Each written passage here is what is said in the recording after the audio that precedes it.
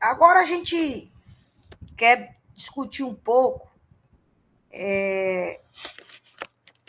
o protestantismo de imigração, né? Que aí envolve a gente, né? Nós como luteranos, né? Então, o século XIX é um século, você entre tá aí o mapa dos Estados Unidos, né? O mapa do Brasil, que são os dois países que mais recebem imigrantes europeus, né? A, eu coloquei aí, né, um subtítulo que diz, né, um tópico, né, América com terras a conquistar e Europa com muitos pobres para exportar, né? Você tem toda essa região aqui dos Estados Unidos, aqui, né, todo o meio oeste americano, né, quem gosta, lembra de filmes, né, de western, né, o famoso Bang Bang, né, falando dessa, o tema principal é a conquista do Oeste, e o Brasil com áreas completamente desabitadas, né? Assim, desabitadas que eu digo por europeus, né? Porque tem os indígenas, né? O Sul, né? Aqui a região do Mato Grosso do Sul, Goiás, região da Amazônia e tudo mais. Então, são enormes faixas de terras, né? Para serem habitadas, e a Europa tem muito pobre para exportar, né? Pobres que foram resultados de camponeses expulsos de suas terras no processo, né, de revolução industrial, e que foram trabalhar nas fábricas e acabaram se tornando pessoas, né, miseráveis, né, trabalhadores urbanos miseráveis. Uma pergunta que eu sempre gosto de fazer, né, que até aí no nosso contexto de 200 anos, né, de presença luterana, que confunde-se com a presença de 200 anos da imigração alemã, é se a gente pode falar que é uma imigração alemã, porque a Alemanha ela só nasce em 1871, né? Esse aí é o mapa, né, do Império Alemão, né, vamos dizer assim, da Alemanha quando ela nasce. Veja aí essa enorme região do Reino da Prússia, né? E aí eu questiono por quê. Primeiro, 1806, né, as invasões napoleônicas, a dissolução do Sacro Império Romano Germânico. A partir daí, de 1806 a 1813, a Confederação do Reno. Aí você tem as guerras napoleônicas, 1814, formação da Confederação Germânica, 1815 até 1866. Então, o contexto da primeira migração, não existe a Alemanha. Então, você tem migração pomerana, você tem migração bávara, você tem migração prussiana, você tem migração, enfim, das regiões da Alemanha, do que hoje nós chamamos de Alemanha. Mas você não tem uma Alemanha. Né? Você vai ver que ainda tem um período do chamado Zollverein, 1834 a 1871, Confederação da Alemanha do Norte, 1867, 1800, até a formação do Império Alemão, em 1871. Então, eu só posso falar de imigração alemã aqueles que chegaram aqui depois de 1871, né? O Hans-Jürgen Prim fala que existiu 5 tipos de colônias, né? Aqui no Brasil, né? As colônias alemãs, né? Colônias imperiais, ou seja, foram patrocinadas pelo próprio imperador, né? E exemplos são Nova Friburgo e São Leopoldo. Isso é interessante que os pastores aí eram pagos pelo próprio imperador, né? Colônias provinciais, ou seja, províncias da Alemanha, que patrocinavam essas colônias, né? Um exemplo é de Santa Cruz, no Rio Grande do Sul. Colônias de companhias de colonização, vão se formar companhias privadas, né, de colonização. Um exemplo, na Alemanha, né, para fazer colonização no sul, o exemplo é Joinville. companhias de iniciativa privada de pessoas físicas, né? Que o exemplo clássico é Blumenau, né? Blumenau comprada lá, né? O empreendedorismo do Dr. Hermann Blumenau, e você vai ter companhias de colônias de parcerias, né? Onde os próprios trabalhadores é que se organizavam para fazer esses tipos de colônias, né? Então você tem tipos de colônias diferentes da colonização alemã, e essas colônias, né, tinham também, nem todos os alemães que vieram para cá eram luteranos, né, mas você tinha uma presença significativa, sim, de pessoas luteranas dessas colônias, né? E a nossa igreja, né, nasceu, né, é fruto desses luteranos que aqui chegaram e deixaram, fizeram família e deixaram seus descendentes, né? Os primeiros pastores, e aí vocês vão me perdoar, né? Meu alemão não é lá não é muita coisa, né? Johann Gorgellers, né? Karl Leopold Volz, Friedrich Christian Klingenhelfer, eu acho que é, Friedrich Oswald Sibor, né? Eu acho que é assim que fala, e são esses primeiros pastores, né? Que vieram para uma missão hercúlea, né? De atender a tantos e tantos e tantos imigrantes, né? Que aqui chegaram, certo?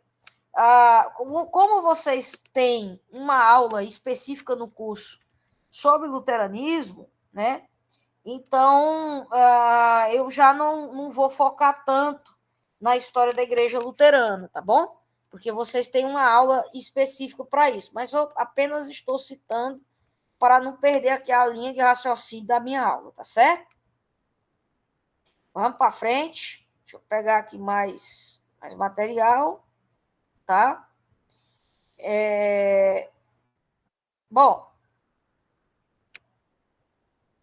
só um instantinho aqui, tá, gente?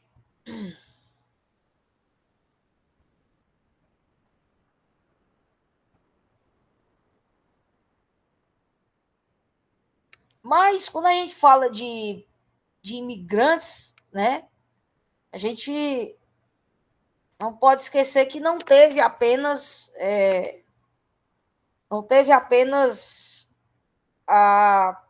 alemães, né? Nós vamos ter também uma imigração inglesa de americanos, suíços e letões. Gente que vem da Letônia, né? Por exemplo, o Ed Renekiewicz, né? É um batista, né? Pastor batista. Esse sobrenome Kiewicz, né? Vem aí, né, da Letônia, né? Então, o Tratado de Comércio e Navegação de 1810 permite aos ingleses edificarem capelas no Brasil. Assim, em 1819, nasce no Rio de Janeiro a Christ Church, né? A primeira igreja, né, aí, anglicana do Brasil. O que é esse Tratado de Navegação? Vocês sabem que em 1808 é aberto os portos às nações amigas, né, com a vinda da família real para o Brasil, leia-se Nações Amigas Inglaterra. E então é feito um tratado de comércio e navegação, e nesse tratado de comércio e navegação, portanto, é permitido aos ingleses construir essas capelas, mas desde que não tenha, né, forma de igreja, né? Ou seja, não tenha torre, não tenha sino e tudo mais. A partir de 1866, começa a chegar no Brasil imigrantes sulistas, principalmente em Santa Bárbara do Oeste, e na posterior cidade de Americana são fundadas comunidades batistas, metodistas e também presbiterianas. Existe também igreja presbiteriana formada por imigrantes. Imigrantes sulistas, aí eu estou falando, né, não de sulistas vocês aí no sul, mas sulistas dos Estados Unidos, né, fugidos, né, da Guerra Civil. Muitos vieram para o interior, né, aí do Brasil, E essa aí, a igreja, né, a igreja batista lá, né, de Americana, tá certo? É considerada aí a primeira igreja batista, né, do Brasil. Os letões, né, vão para Nova Odessa, no século XIX, né, e os americanos se destacam aí na educação, né, eles fundam vários colégios batistas, tem a Universidade Metodista e tem a Universidade Presbiteriana, né. E uma coisa também que eu esqueci de colocar aí, a Universidade Mackenzie, né, é uma coisa onde eu estudei, onde fiz o meu mestrado, que aí eu esqueci de colocar, que a ideia, por exemplo, de educação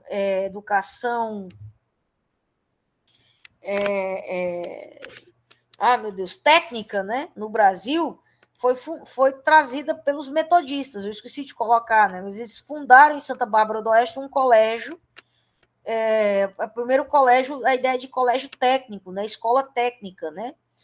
Depois, o Brasil, inclusive, o Brasil, isso é uma real contribuição dos protestantes para a cultura brasileira, tá? Porque o governo brasileiro, né, o primeiro presidente o primeiro presidente civil, né, o Prudente de Moraes, vai gostar muito dessa ideia, e a partir daí nascem as escolas técnicas, né, as escolas de aprendizes de ofício, mais ou menos assim, que aí vai acabar se transformando hoje na rede federal, né, de educação tecnológica, né, que são os IFES, né?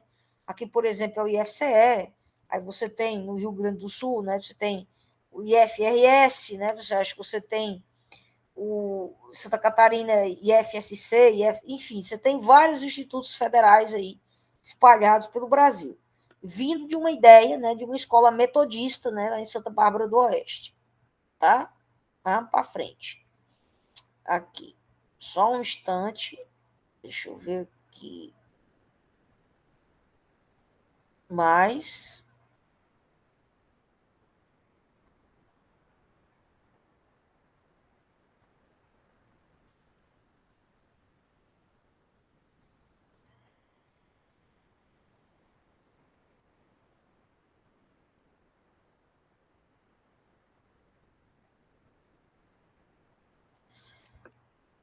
Bom, muito embora não seja o foco dessa aula ser uma aula sobre luteranismo, porque vocês têm uma aula específica sobre isso, mas eu gostaria de citar, só para relembrar aí, também não perder o foco, né, vamos dizer assim, o meado da aula, mas essas colônias, né, passaram 40 anos sem pastor, exceto os 4 mencionados, né, naquela parte anterior, 40 anos. Então, as comunidades, elas iam, iam, vamos dizer assim, pondo as mãos em alguém, uma liderança leiga que sabia ler uma Bíblia, sabia realizar um sacramento, para que pudesse ter os cultos, né? Então, seguindo um texto de Lutero de 1523, a comunidade passaram a ordenar leigos como pastores. Para Hans-Jürgen Prim, a igreja dava uma imagem de coesão social e sentido na comunidade, né? Então, a igreja, ela era o foco da identidade alemã daquelas comunidades, né? Friedrich Fabre, né, funda o Comitê para Alemães Protestantes do Brasil Meridional em 1824, para começar a pensar também missões, né, mandar pastores para cá. As missões das igrejas territoriais, né, começam a enviar missionários. Os primeiros são da Basileia e de Barben. Em 1864, houve uma primeira tentativa de fundação de um sínodo liderada pelo pastor Borchardt, porém não foi reconhecido pelo Conselho Eclesiástico de Berlim. Somente em 1886, liderados pelo pastor Dr. Wilhelm Roterbund, nasce o Sínodo Rio-Grandense, né, que estabelece a Bíblia e a Confissão de Fé de Augsburgo com diretriz doutrinária e autonomia para as comunidades locais, né? Então, o Sínodo Rio-Grandense é a gênese, né, da ISLB hoje, tá? E eu queria apenas destacar isso, né? Por quê? Porque eu fico também me questionando se a ISLB, beleza, é uma igreja de imigrantes e nunca teve missão, mas não mandaram o pastor para cá, é porque se entende essa ideia de missão, né? Fazendo missões para além dos alemães. Mas o termo técnico de missão, mandaram alguém para cá, né? Então, vamos dizer assim, que houve sim uma espécie de trabalho missionário. Ficou étnico um trabalho missionário entre alemães, mas houve um trabalho missionário, né? E eu queria ler um trecho, né, que eu recomendo quem puder comprar, né, esse livro muito bom da nossa editora Sinodal, né, do Hans-Jürgen Prim, que pega um pouco dessa fala de um desses imigrantes, né, desses primeiros imigrantes que chegaram aí ao Brasil, né? Ele diz assim: sempre se fala muito da pátria e da igreja mãe, mas eu jamais esperarei o dia em que, antes de nossa partida da pátria, estivemos pela última vez na igreja. E o que nos foi dito ali? Gente, foi-nos dito: vocês estão partindo para uma terra estranha, onde habita um povo de língua estranha, de outra crença. Ninguém se preocupará com vocês. Ninguém perguntará por vocês. Estarão abandonados à própria sorte.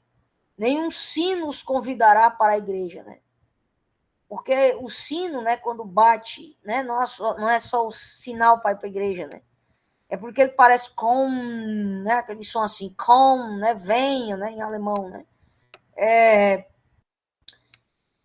Não haverá pastor para lhes pregar o evangelho e administrar os sacramentos. Vocês, porém, permaneçam firmes em sua fé. Sim, isso se tornou realidade. Ninguém se importou conosco. Ninguém perguntou por nós. E a colônia, afinal, já existe há 40 anos. Em que resultará tudo isto? Em quem ainda podemos confiar? Pesado, né, não? Que bom que 200 anos depois estamos aqui. Mas essa fala desse irmão de alguns aninhos atrás é muito pesado, não é?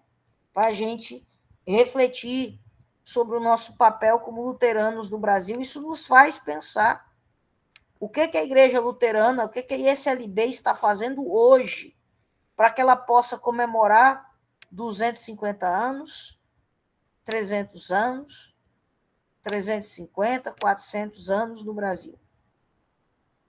Nós temos que pensar sobre isso, né?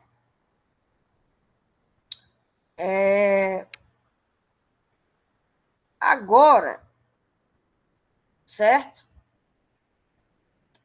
Eu quero entrar aqui no século XIX para o contexto de missão, né? A gente estava falando muito da imigração. Agora aqui é um pouco o contexto de missão, né? Ou seja, basicamente as missões americanas, por que a gente não vai ter missões europeias, por exemplo, no Brasil? Essa é uma imagem muito interessante, né? Uma mulher com um livro na mão, é a Bíblia, com um fio na mão, deixa eu mostrar aqui para vocês. Aqui, ó, ela está com a Bíblia aqui na mão, ela está com um fio aqui, ó, seguindo aqui, ó. Ela sai do leste, vai para o oeste. Atrás dela tem esse fio, é um fio do telégrafo, o trem, tá? Aqui o trenzinho aqui também aqui atrás, certo? Carruagens com imigrantes. Aí aqui você tem a plantação já, aqui, né? Os animais correndo para cá,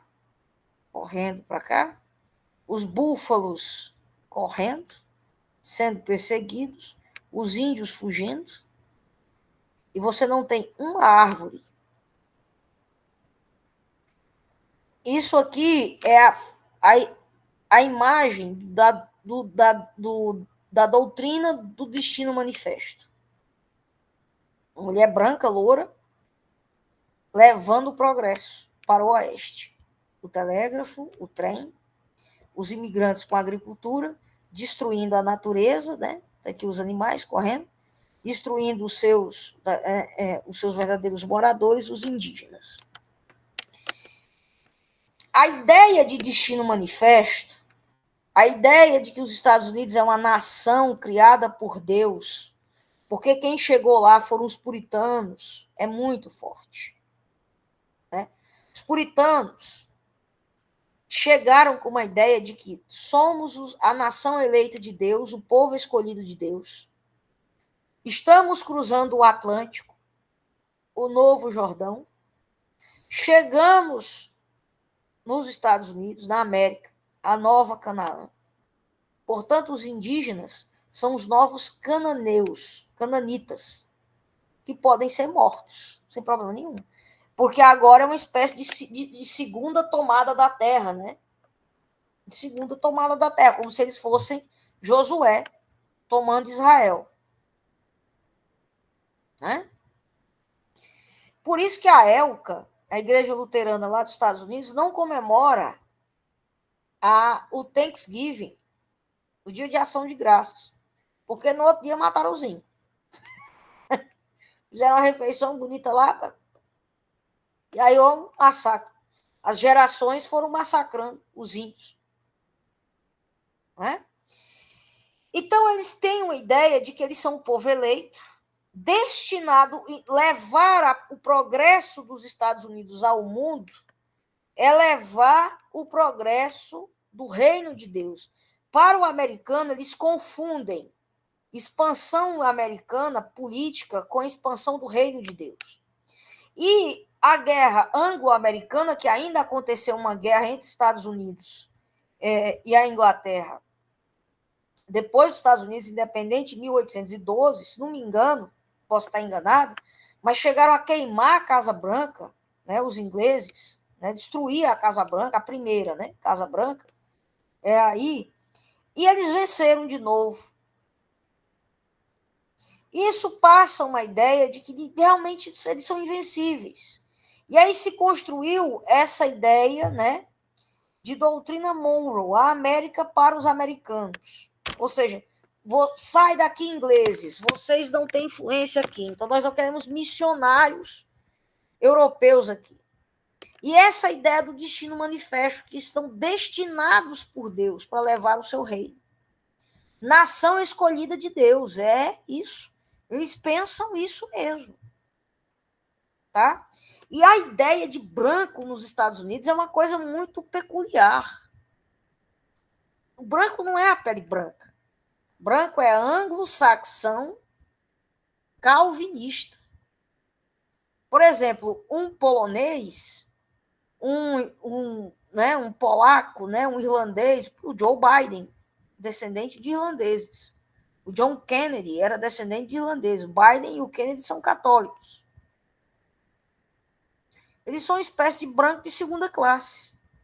Porque nem tem um sobrenome anglo-saxão, né, inglês, e nem são protestantes. E nem são protestantes. E os descendentes de alemães nos Estados Unidos também são uma espécie de branco de segunda classe. Porque não são ingleses, são protestantes, mas não são calvinistas. Existe até uma tese, gente, muito interessante, que a lei seca nos Estados Unidos não foi por conta de moralidade que o povo estava bebendo demais. Era para acabar com o dinheiro dos imigrantes alemães e irlandeses, né? Que eram donos de cervejarias. Porque se o caba é alemão, né? Descendente de alemão, provavelmente ele vai ser luterano. É assim? Ele está rico. Ele vai ofertar para a sua igreja. Vai expandir o luteranismo. A lógica por aí vai. Né? Aí tem a guerra mexicana-americana, onde eles tomam Texas, Colorado, Nevada, Califórnia, né? Aquela região ali, o Novo México, né? Isso tudo realmente vai construindo na cabeça dos americanos, né? Que eles são a nação escolhida de Deus. Tem até um ditado de um missionário inglês que chegou no México no século XIX, que ele teria dito, né? Tadinho de ti, ó México, tão longe de Deus e tão perto dos Estados Unidos. Para você ver a situação em que como era vista essa verdadeiro, né, expansionismo no século XIX, né, arrogância americana e tudo mais, né? Aí o Arturo Piedra, né, no livro Evangelização Protestante na América Latina, ele também publicado pela Sinodal, ele diz o seguinte: interessa-nos especialmente sinalizar como o legado da doutrina Monroe esteve presente, às vezes implícita e outras explicitamente, nos argumentos daqueles indivíduos que desejavam ver a região como uma terra de missão protestante. O princípio América para os americanos, o coração da doutrina, também teve sua clara conotação religiosa. Os Estados Unidos, e não a Europa, devem liderar a introdução do protestantismo nesses países. Por isso, né, a batistas, presbiterianos, eles são, né, por isso que você tem essa verdadeira idolatria aos Estados Unidos, né? Tudo que os Estados Unidos faz, o evangelicalismo brasileiro copia, né? Porque são os seus verdadeiros pais, né? São os verdadeiros pais aí de suas igrejas. Para encerrar, porque aqui então a origem, né, de algumas dessas igrejas, né, originárias de missões, né?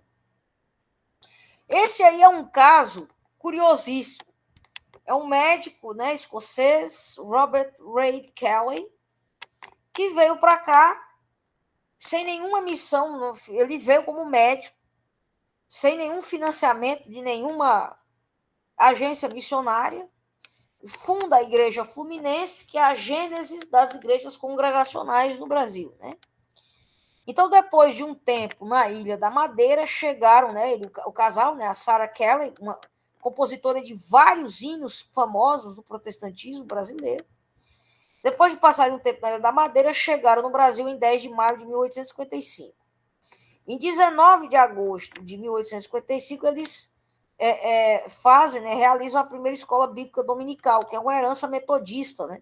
Que hoje a escola bíblica dominical perdeu completamente a sua origem. Escola bíblica dominical era para ensinar mesmo crianças analfabetas a lerem, né?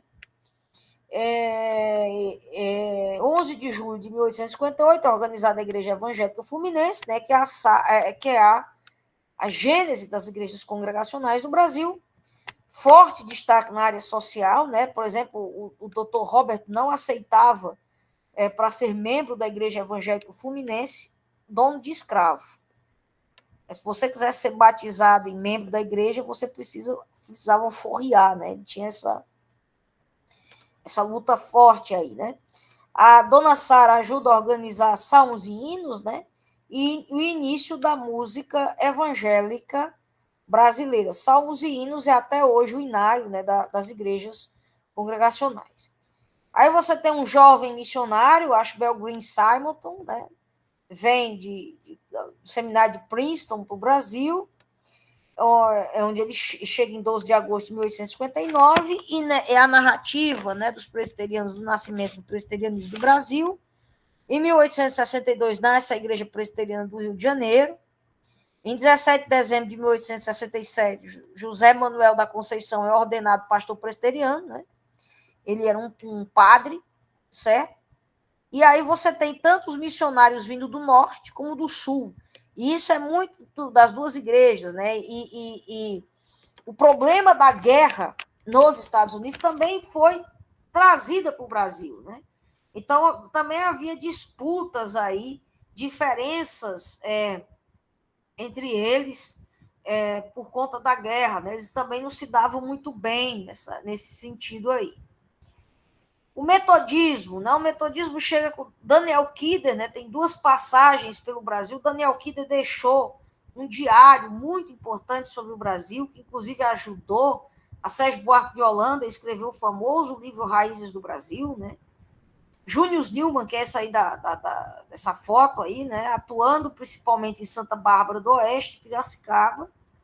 J.J. Ransom, primeiro missionário com foco em brasileiros, né? Primeiros convertidos, né, em 1879, não fazem rebatismo, né, os presbiterianos fazem, eles não fazem rebatismo, né, porque consideram o batismo das outras denominações. Consolidação do trabalho missionário com Justus Nelson, em 1880, né, vem do norte, com sustento próprio. Dentre os batistas, William Buck Bagby e Zacarias Clay Taylor, né, vão se estabelecer a primeira igreja batista para brasileiros na Bahia. Isso que é interessante, ela nasce no Nordeste, não aí no Sudeste do Brasil, né, assim, porque lá de Santa Bárbara de Americana é para americano, né? E aí você tem o famoso Salomão Luiz Ginsburg, é um judeu, né, convertido ao protestantismo, que ele e faz aí o cantor cristão, né, que é o famoso inário dos batistas, tá certo? Bom, gente, eu gosto, é uma aula muito informativa.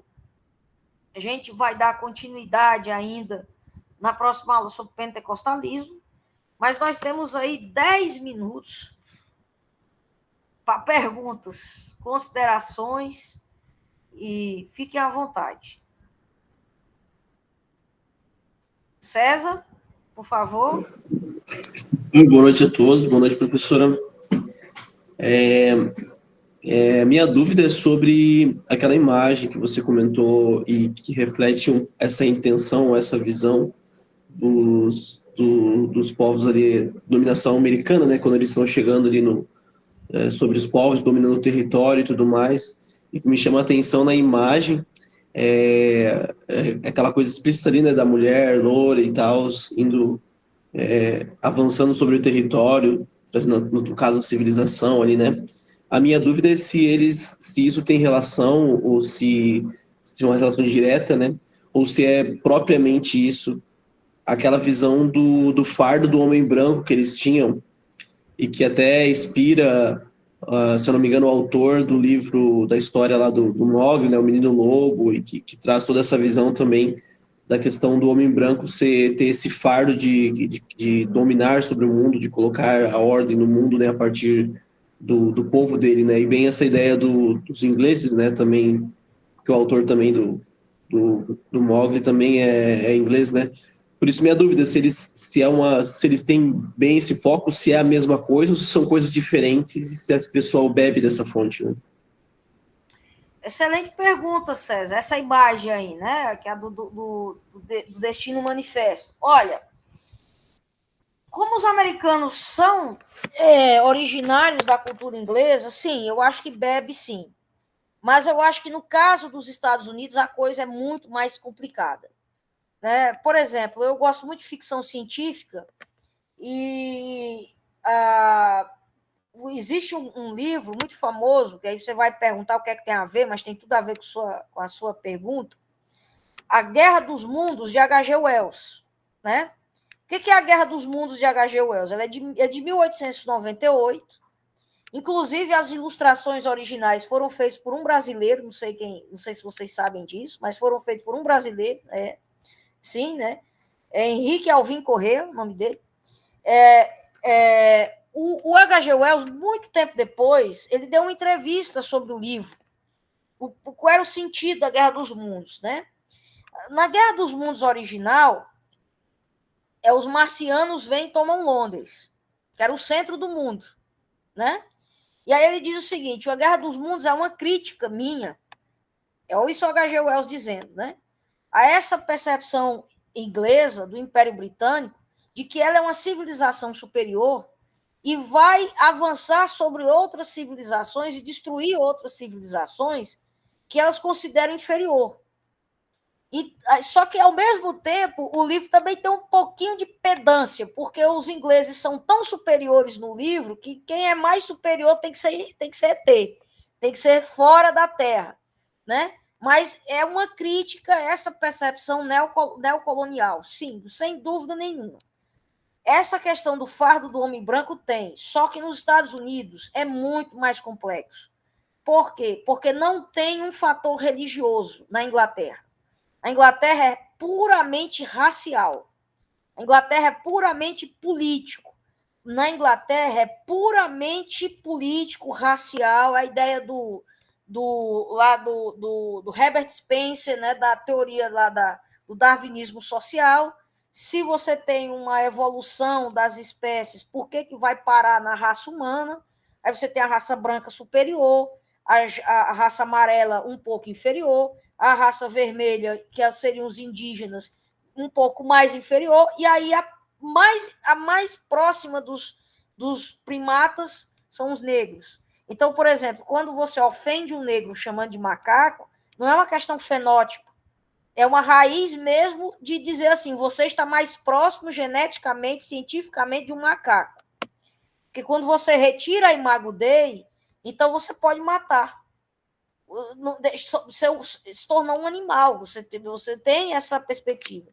Nos Estados Unidos, César, não é isso. Na Inglaterra, você tem essa conotação racial, essa conotação política, mas nos Estados Unidos tem a conotação racial, tem a conotação política e tem a conotação religiosa. Eles são superiormente religiosos porque são calvinistas. É a nação escolhida, o povo escolhido de Deus, o povo eleito de Deus. Deus só ama os calvinistas. Deus só ama os eleitos. Né? Por exemplo, tem uma famosa entrevista do Nicodemos, que foi perguntado para ele, né? Porque a igreja, o Augusto Nicodemos, né? Porque a igreja reformada da África do Sul pediu perdão pelo apartheid, né? Pediu perdão, a igreja reformada lá. Aí ele disse assim, foi perguntado a ele se a igreja presbiteriana deveria fazer a mesma coisa com relação a envolvimento na ditadura militar, mas o envolvimento aí é de gente, membro da IPB, denunciando outros membros. Aí ele disse, não deve. Mas aí citou o negócio da África do Sul. Sabe o que foi que ele falou? Não, mas o apartheid que aconteceu lá foi religioso, porque não queriam que se casasse, né, calvinistas com pessoas de outras religiões. Então, a percepção de que eles são superiores racialmente, politicamente, e são eleitos, eles são o bem, eles são eleitos de Deus. Então, uma coisa que eu vou dizer agora, que inclusive é muito pesado, mas tem que ser dito, os diários desses missionários que chegaram no Brasil são extremamente racistas. Eles falam mal do povo negro mesmo. E muitos desses missionários, nós temos pesquisas, né? Bruno Chaves fez uma pesquisa excelente sobre a realidade batista, muitos, inclusive, membros da Ku Klux Klan.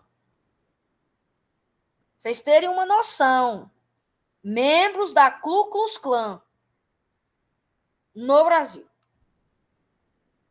Então, o racismo, o racismo dos Estados Unidos não é meramente racial, vamos dizer assim, é um racismo social. Ele é um racismo que tem matriz religioso. Religioso. Isso é muito pesado.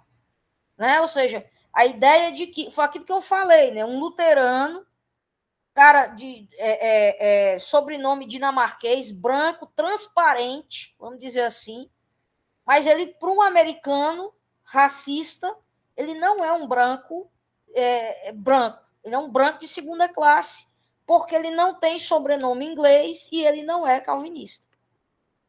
Na mente de um racista, funciona dessa forma. É por isso que a região de Wisconsin, lá, pesquisem, vocês podem pesquisar, que tem, inclusive, um luteranismo extremamente tradicional. Tem uma igreja luterana do Sínodo de Wisconsin, que saiu do Sínodo de Missouri, porque considera Missouri liberal, você vê uma noção, são extremamente conservadores. Esses luteranos, mesmo esses luteranos, votaram no Biden. Por conta da ideia de superioridade racial, protestante e tudo mais que você tem na imagem do Donald Trump, por exemplo.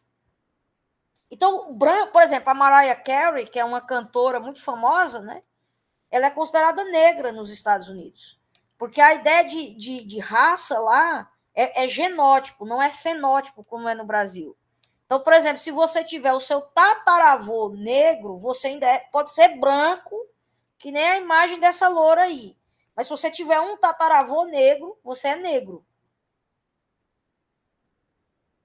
Entende como essa questão é muito, muito, muito complicada e é o lado mais negativo da missionação, dos missionários americanos no Brasil, é o racismo. Mas pode falar. Ainda hoje eu vi um rapaz que vive lá nos Estados Unidos e ele também falou isso, ele foi se inscrever numa faculdade, uma coisa assim, não lembro agora, foi no médico, não sei. E ele tinha que preencher o negócio e ele colocou que ele era branco, né, quando tava perguntando ali. E aí o cara falou que a informação estava errada, ele tinha colocado que ele era latino, né, então ele não é considerado branco lá, tipo... E o cara era, igual tu falou, branco ali, só faltava ter olho claro, assim, né, se for usar o fenótipo, né. Mas para eles isso me chocou bastante, não tinha entendido agora com toda a explicação e tu citando essas coisas, e agora a resposta a essa pergunta ficou muito claro porque que essa confusão, né, essa loucura, né? Pois é isso aí. Muito obrigada pela sua pergunta, pela sua contribuição. Né? Alguém mais, gente? Tem alguma dúvida, alguma contribuição? Fique à vontade.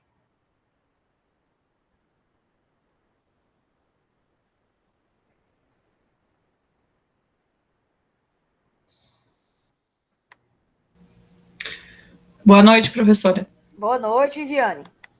Só para dizer que eu faço parte da colônia que foi fundada por Carlos Leopoldo Vordes. Ah, que legal. Legal. Muito bom, né?